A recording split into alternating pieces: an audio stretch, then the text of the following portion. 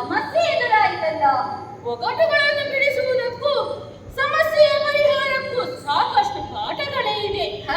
ಆದರೆ ನೀವು ಇಲ್ಲಿಗೆ ಬಂದ ಸಮಸ್ಯೆ ಏನೆಂಬುದು ನನಗೆ ಗೊತ್ತಾಗಲಿಲ್ಲ.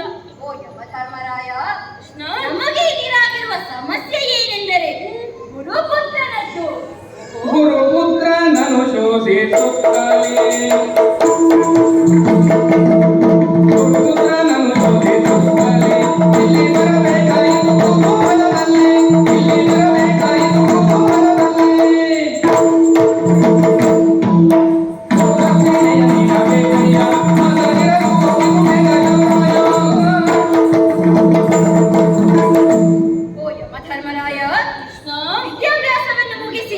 ಅಲ್ಲಿಂದ ಹೊರಡುವಾಗ ನಮಗೆ ಇಂತಹದ್ದೊಂದು ಸಮಸ್ಯೆ ಎದುರಾಯಿತು. ಆದರೆ ಹಣಕಾಸಿನ ಸಮಸ್ಯೆ ಆದದ್ದು ಸುಳ್ಳು. ಭೂಲೋಕದಲ್ಲಿ ಬೇಕಾದಷ್ಟು ವಸ್ತು ವಾಹನಗಳು ಇದೆ ಅಲ್ಲವೇ? ನಿಜ. ಆದರೆ ಅಂತಹ ಸಮಸ್ಯೆಗೆ ಇಲ್ಲಿ ಬರುವ ಪ್ರಮೇಯವೇ ಇಲ್ಲ. ಸತ್ತವರನ್ನು ಇಲ್ಲಿಗೆ ಕರೆತರುತ್ತೀರಿ. ಹಾಗಾಗಿ ತೀರಿ ಹೋದ ಗುರುಪುತ್ರನನ್ನು ಹುಡುಕಿಕೊಂಡು ನಾವು ಇಲ್ಲಿಗೆ ಬರಬೇಕಾಯ್ತಯ್ಯ. ಅವನು ನಿನಗೆ ಪಾಪಿಯಾಗಿರಬಹುದು. ಆದರೆ ನಮ್ಮ ಪಾಲಿಗೆ ಅವನನ್ನು ನಿರೂಪಿಸಬೇಕೆ? ಏನು ತೊಂದರೆ? ತೊಂದರೆ ಏನಿಲ್ಲ. ಅವನ ಕಥೆ ಬಹಳಷ್ಟು ಇದೆ, ನಿಮಗೆ ತಿಳಿಯಲಿಲ್ಲ. ಕಣ್ಣಿಗೆ ಕಟ್ಟುವಂತೆ ಕಾಣಿಸುತ್ತೇನೆ. ಹೀಗೆ ಬನ್ನಿ.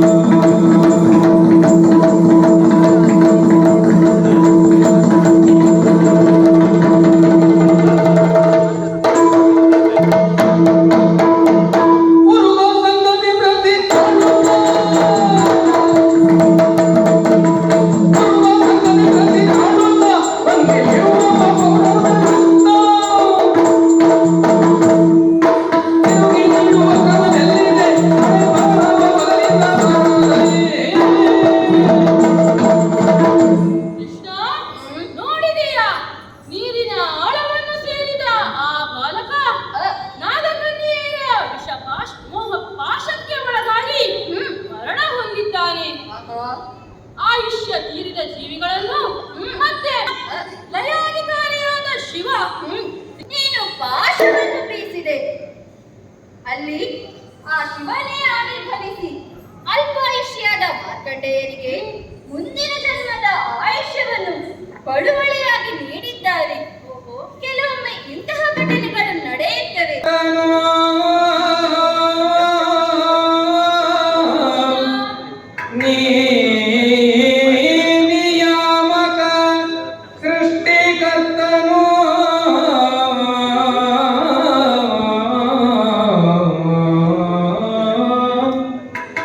ನಿನ್ನ ನದಿಯನ ಪಾಲಿಸುವೆನು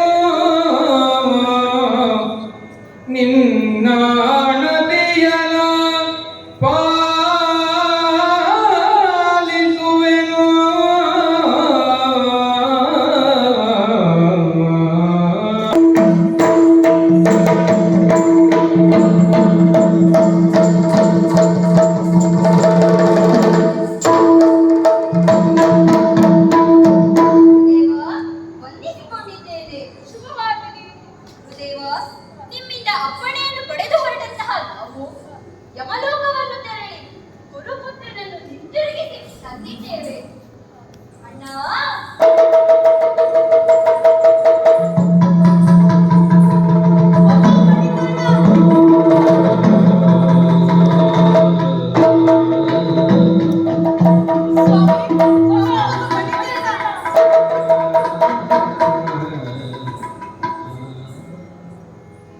ಕೃಷ್ಣ, ಗುರುದೇವ, ಅಸಾಧ್ಯವಾದ ಸಾಹಸವನ್ನು ಮಾಡಿ ತೋರಿಸಿದ್ದೀಯ.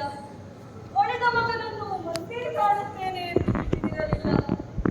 ಯಮಲೋಕದಿಂದ ಮಗ ಮಣಿಕರ್ಣನನ್ನು ತಿರುಗಿ ನೀನು ಅಸಾಧ್ಯವಾದ ಕೆಲಸವನ್ನು ಮಾಡಿದ್ದೀಯ ಕೃಷ್ಣ. ನೀನು ಸಾಮಾನ್ಯನಲ್ಲ.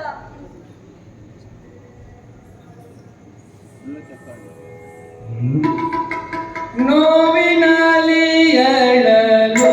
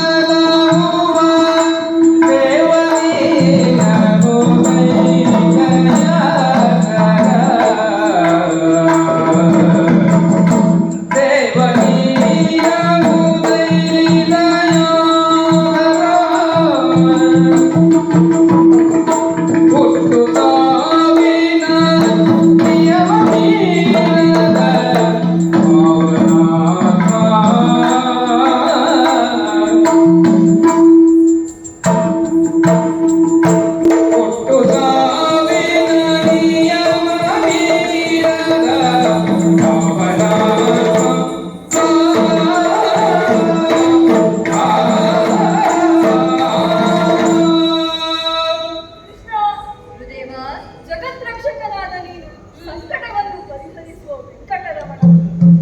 ಭಕ್ತ ವತ್ಸಲನು, ಶಿಷ್ಟ ರಕ್ಷಕನು ಆದ ಕಾಲಾತೀತ. ಯಮಲೋಕದಿಂದ ಮಗ ಮಣಿಕರ್ಣನನ್ನು ಕರೆತಂದು ಅಸಾಧ್ಯವಾದ ಸಾಹಸವನ್ನು ತೋರಿಸಿದ್ದೀಯ. ನಿನ್ನ ಈ ಮಹಿಮೆಯಿಂದ ಲೋಕಕ್ಕೆಲ್ಲ ಮಂಗಳವಾಗಲಿ ಕೃಷ್ಣ. ಗುರುದಕ್ಷಿಣೆಯಾಗಿ ಗುರುಪುತ್ರನನ್ನು ಸಲ್ಲಿಸಿದ್ದಾಯಿತು. ಪುತ್ರ ಶೋಕದಿಂದ ಬಳಲುತ್ತಿದ್ದ ದಂಪತಿಗಳು ಸಂತೋಷಗೊಂಡು ಜಗದ್ರಕ್ಷಕನಾಗಿ ಬಾಳು ಎಂದು ಕರೆಸಿದ್ದಾರಲ್ಲ, ಇನ್ನು ತಡ ಮಾಡುವುದಲ್ಲ. ಗೋಕುಲದಲ್ಲಿ